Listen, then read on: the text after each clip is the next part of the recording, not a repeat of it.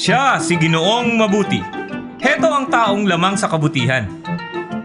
Ginagawa ko lang naman ang tama. Sa sobrang kabutihan niya, kung mabubuting tao ang napupunta sa langit, siya ang mauuna. Talaga naman. Ginoong Mabuti, sumusunod ka ba sa 10 utos? Madalas. Maari bang masubukan natin ang iyong kabutihan? Sige. Okay, hetong isa. Huwag kang magsisinungaling.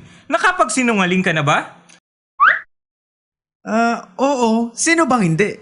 Anong tawag sa taong hindi nagsasabi ng totoo? Sinungaling. Oh, heto pa. Huwag kang magnanakaw. Nakapagnakaw ka na ba kahit minsan? Hindi! Pero kaamin mo lang na sinungaling ka.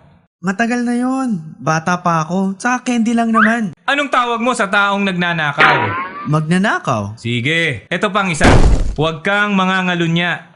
Madali yan. Hindi ko lolokohin ang asawa ko. Hi, Pogi. Wow! Sabi ni Jesus, kung nakatingin ka na sa isang babae na may pagnanasa, nangalunya ka na sa puso mo. Ay, tama. Isa pa, huwag mong babanggitin ang pangalan ng Panginoon sa walang kabuluhan. Nagamit mo na ba ang pangalan ng Panginoon sa pagmumura? Ay! Iyan, Ginoong Mabuti, ay paglalapastangan. Binigay ng Panginoon ang iyong buhay at ang mga biyaya, ngunit kinakaladkad mo ang pangalan niya sa dumi. Sa sarili mong pag-amin, isa kang sinungaling, magnanakaw, mapaglapastangan at mangangalunya sa iyong puso. 4 pa lang iyon sa 10 utos. O na. Hindi ako perpekto. Higit na malala pa dyan. Halimbawang malalagyan natin ng microchip ang iyong utak at maitatala ang lahat ng iyong sikretong iniisip sa isang buong linggo at ipalabas ito sa isang sinihan. Ay, nakakahiya yun! Tama. Alam ng Diyos ang lahat, pati ang mga sikretong nilalaman ng iyong puso. Teka! Kung ihambing ako sa ibang tao, isa akong santo. Ngunit ang pamantayan ay ang utos ng Diyos, hindi ibang tao.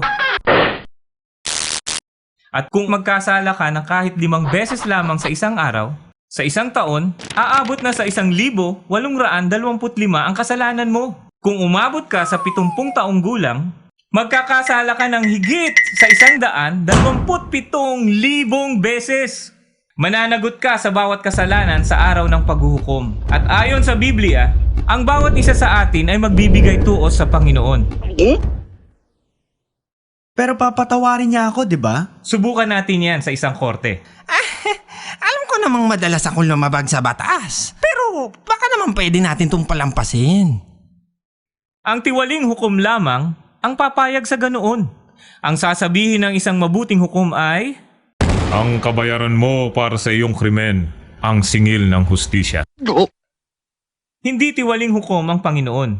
Kinapopotan niya ang kasalanan. Nagbabala si Jesus na sa araw ng paghuhukom, ang lahat ng nagkasala sa Panginoon ay nararapat na mapunta sa kakilakilabot na lugar na kung tawagin ay impyerno.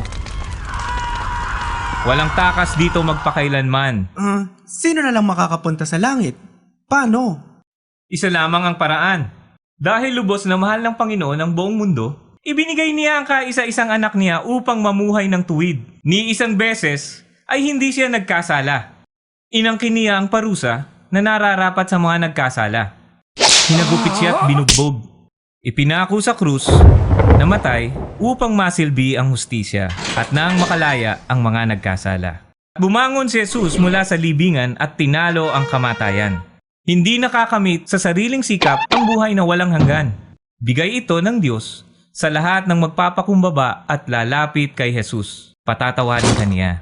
Lilinisin ka at bibigyan ka ng bagong puso. Sabi sa Biblia, kung sino man ang nakay Kristo, siya ay bagong nilalang. Huwag ka nang mamuhay para sa iyong sarili. Talikuran ang mga kasalanan at lumapit kay Jesus. Basahin ang iyong Biblia at sundin ito. Maghanap ng tapat na simbahan na tutulong sa iyong paglago at ipamahagi sa ibang tao ang magandang balita.